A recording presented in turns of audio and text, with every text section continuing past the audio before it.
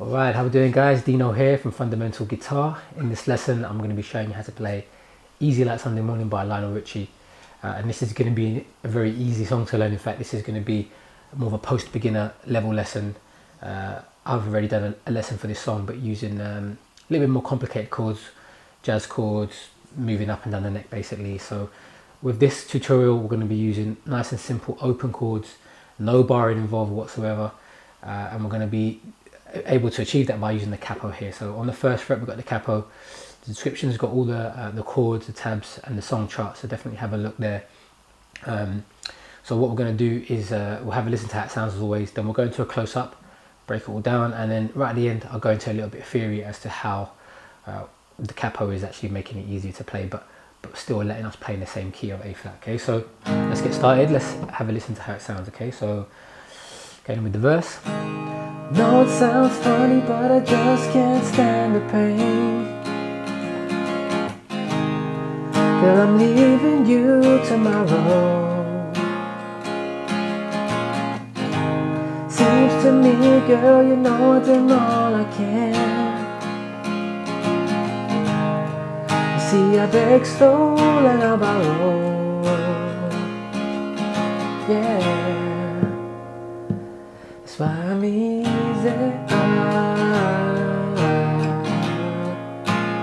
Easy like Sunday morning.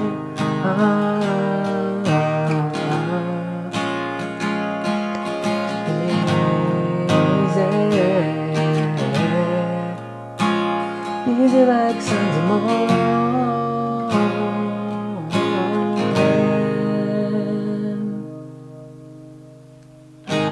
Okay, there we go. That's how it sounds, guys. It's the first verse and chorus.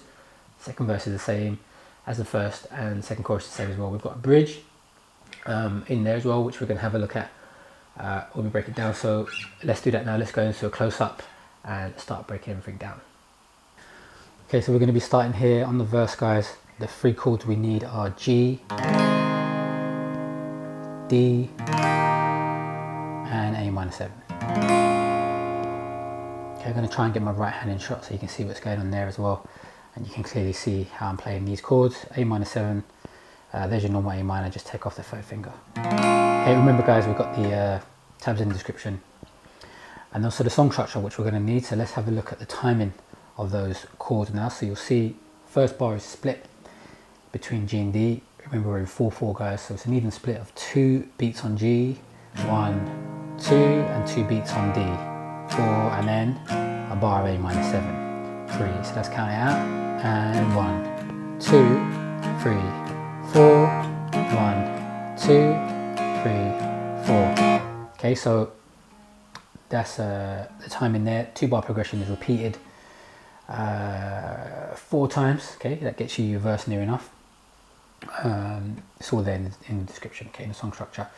Let's have a look at the rhythm that roughly that I'm doing. Basically based loosely around 1 and 2, 3 and 4, 1 and 2, 3 and 4. So all downstrokes, 1 and 2, 3 and 4, 1 and 2, 3 and 4. Okay, so start with that. That's going to get you going. Obviously there's some additional fills in there and things that I'm doing. I'd suggest just, throwing in whatever you like the sound of, whatever feels comfortable. You don't really have to copy exactly what I'm doing. Remember, this is a piano song, guys, that's being transcribed over to the guitar. The one part I would say to try and get sounding the same would be on the A minor 7. That little... Okay, because that is roughly what he's doing on the piano in the original recording. Okay, so just use your ear to get it, and you don't have to put the mute afterwards as well, but sometimes the mute it gives it some emphasis.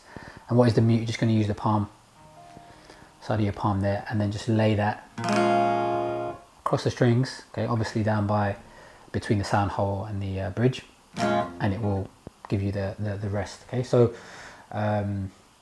let's put some melody on it. Here it goes. Okay, so I know it sounds funny, but I just can't stand the pain. Girl, I'm leaving you tomorrow. Okay, that is 4 bars. going to repeat those 4 bars to get you your verse. Then there's got this little spare bar of A minor 7, okay, which you could say is part of the verse. I don't know if you refer to it as a vamp or what it is. It's really just linking us into the chorus. So bar of A minor 7, yeah, that's why I'm easy. Easy like Sunday morning. Okay, so same progression. That's the first line. You can space out the rhythm a little bit if you want, just to give it some variation. Do the same thing, it's all fine. The second line, okay, is where it starts to change. So you go, okay, same progression, same chords, but timing change. So we're going to go from the D to the A minor 7. It's going to be a push, going to be half a beat early. Okay, so we're going to go 1, 2, 3, 4, and. Okay, would normally be an upstroke because it's on the end textbook, but because we're doing all downstrokes on our rhythm, you can play it to down as well. So 1, 2, 3, 4, and 1, 2, 3, 4. Okay, so why do we do this, guys? It suits the melody. All right, this kind of the push, obviously the chord coming half a bit early is following what he's singing. So let's have a listen. Push, you can hear how it goes with the melody. Okay, so it's worth working on that. And even if you may have been doing that for some time and didn't really know what it was, now you know. Okay, that's how it's explained with the numbers and bars and the beats. Okay, so then the next 2 bars, the 7th and 8th bars of the chorus, is going to change. We've got a new chord in there, F major 7 goes to A minor 7, and then G. Okay, and that's the part where he sings morning. Okay, so let me just quickly play through the second line of the chorus, and then we'll break it down. So it's going to go oh, sorry.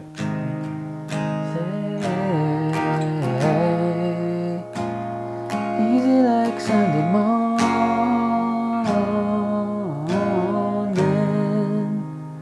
Okay, so that's the breakout, really leading us from the chorus back into the verse or into the bridge. Okay, so what's happening there? We're going to go to an F major 7. Okay, so no barring involved. You can see how we play it. Remember the tabs in the description.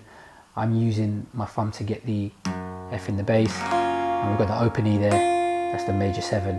Okay, you don't have to get the bass note if you don't want. Just play from the 5th string. It's the C. Okay, that's the 5th in the chord, so it's just an inversion. F major 7 / C goes to A minor 7. So look, really easy change. Take those 2 fingers off, guys. Jump that one up, and then A minor 7 to G. Back to our 1 chord. Okay, what's the timing? The first bar is split between F major 7 and A minor 7, and there's going to be another push. So we're going to have 1, 2, and 3, 4. Okay, so 2 notes on the A minor 7. 1, 2, and. So the end of the 2, and you play on the 4. Why are we playing the 4? Because it's a melody. Morning,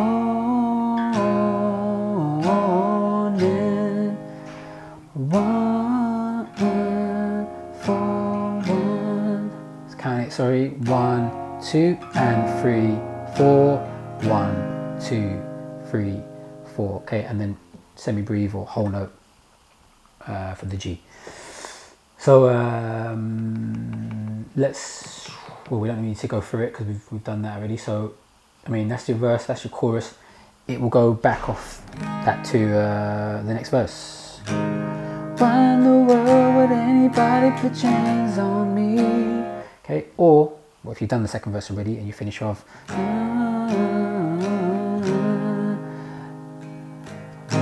high,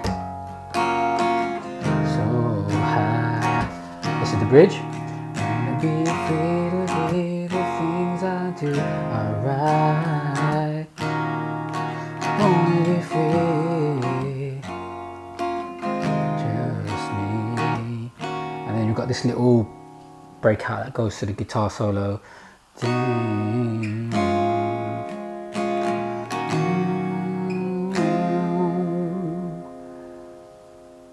Ew. goes into the guitar solo part. We're not going to go there. But let's have a look at these chords. So F major 7 we know. Okay, it goes to E minor 7.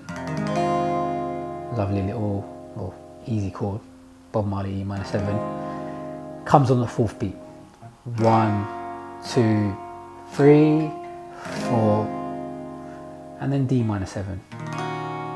Okay, so look, that's how we're going to play the D minor 7. You can bar, some people bar those first two in there, but this lesson's about no barring. We want to get through the song without any barring, so just 1 and 2 fingers there, and then 3rd finger, boom, D minor 7. Okay, anytime you see 7, you can play the bog standard triad, but here, guys, I'd say work on the 7s. It adds a real nice flavour to the song, and it's not barring, so there's no excuses. Okay, so D minor 7, there you go. That's a 2-bar progression again, repeated. 1, 2, 3, 4, 1, 2, 3. Let's do it again. And 1, 2, 3, 4, 2, 3. So that's line of 4 bars, okay? And then just like the chorus does it again, the first 6 bars are the same. It's the 7 and 8 bars where it changes. So you're going to go 1, 2, 3, 4, 1, 2, 3, 4, and then it's going to break out. Okay, we're going to go to B flat to A minor 7, and then D minor 7 to C major 7. Okay, so B flat would normally be a bar chord, but we don't want to go there for this lesson. So how are we going to play it? We're going to play an A major shape, slide it up a fret. Index is going to play 1st string in the 1st fret, and we're going to play from the 4th string. Okay, so we're just missing the B flat as the bass note, but it's fine, it's an inversion, so it's still the same chord. B flat is going to go to A minor 7. Okay, so we know how to play that. And then D minor 7 is going to go to a C major 7. And that's just a C, normal C there without the index finger. Okay, index will be playing the root of the octave, C. So when you take the finger off, it's B. Remember, relative to the capo, B is the 7th note, major 7th note in the scale of C, so it's a C major 7. Okay, and there we go, guys. That's there's all your parts. We got your verse, chorus, and bridge. Okay, there we go. There's the lesson, guys. Hopefully you enjoyed learning the song, and hopefully it made sense. It's a pretty straightforward one, so you shouldn't have any problems. But if you have any questions, as always, just leave a comment and I shall get back to you. Okay, before we finish up, I'm just going to go into a little bit of theory, talking about what's happening with the capo, how I've managed to do the song in 2 different ways, or with 2 different sets of chords, but still in the same key. All right, so a lot of people, including myself for a long time, you just used to use the capo as a way of making a song higher, or if the song already had a capo on, moving it down to make it lower to suit the vocal range. Okay, but there's a lot more you can do with the capo, and I'm going to try to explain one of its sort of most important uses with this right here. Okay, so the beauty of playing a fretted instrument is we can use the capo to transpose. All right, but we're not just transposing. Well, we kind of are, but we're doing it in 2 different ways. So if you look at the intermediate level lesson I've done, if you've seen it, even if you haven't, it'd be good to just look at the chord sheet that's there. You'll see all the jazzy kind of sounding chords: A flat major 7, C minor 7, B flat minor 7. Okay, they're pretty, pretty tough chords to play. Basically what I've done with all those chords, okay, I've taken them down half a step. Okay, so we originally started off in the key of A flat, so our 1 chord is A flat major 7. I'm bringing it down half a step, so A flat, take it down, so 1 semitone, G. Okay, so just to clear up the key signature, guys, same as G sharp. Okay, but if you know a little bit about scale theory or key signatures, you'll understand that there's double sharps and stuff going on there, so it gets a bit complicated. It's a lot more practical to look at or think of it from the perspective of A flat. Okay, same thing, but that's how people are going to refer to it. So key of A flat, all the chords with the exception of the C minor 7, which is the 2nd chord in the verse and in the chorus. Every other chord I've just and I'll tell you why afterwards, but every chord has been taken down a half step. So half a step down from A flat is G, and that's our 1st chord. Yeah, with the capo one. Okay, let's look at the 3rd chord. It's in the original song, it's B flat minor 7, take it down half step, it's A minor 7. Okay, and that's what's happening with every chord. So I've transposed the song down from A flat to G. Okay, and G is the easiest key for us as guitarists to play in. Why? Because there's no barring involved. Okay, for pianists, they're going to learn everything in C when they start, because it's all on natural, all on the white keys. Okay, no enharmonic equivalents. But for us, F being the 4 chord, there's going to be a bar involved or a half bar. It's just not nice. So for G, it's fantastic because there's no barring. That's what this lesson's been all about, no barring. Okay, so I've transposed it down a semitone, but then what if the vocalist wants to sing in the original key? How do you get it back up? Do you say to yourself, oh, okay, I'm going to have to learn all those crazy chords? Well, no, that's where the capo comes in. Slap that on the first fret. Each fret is equivalent to a semitone, so now it takes all your chords that you're playing. Every note that you play on the fretboard now is taken up, by a semitone. So when I play a G, okay, it's a G sharp to suit the key signature. It's an A flat. Okay, when you play an A minor 7, it's a B flat minor 7. Okay, so hopefully that makes sense. I've transposed it down to get into the feel of G. Okay, so then you're playing all the shapes that are in G, and then slapped on the capo and 1 to transpose it back up a semitone to get it in the key of A flat.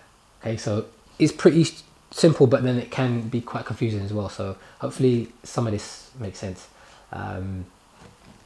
If you have any questions about it, just give me a shout. And with regards to the D, it's a bit of an obscure one because in the intermediate level lesson it's a C minor 7. So you might be thinking, how can I exchange a minor chord for a major chord in here? But basically it's to do with the notes that are in the two chords. If you was to break down the actual notes, they're very similar. Okay, so it doesn't really matter that one's a minor and one's a major. But we're not going to go into that. We're going to leave it there. Hopefully it makes sense. As I said, if you've got questions about that as well, give me a shout, guys. And we're going to finish there. So hopefully I shall see you again soon. Take care.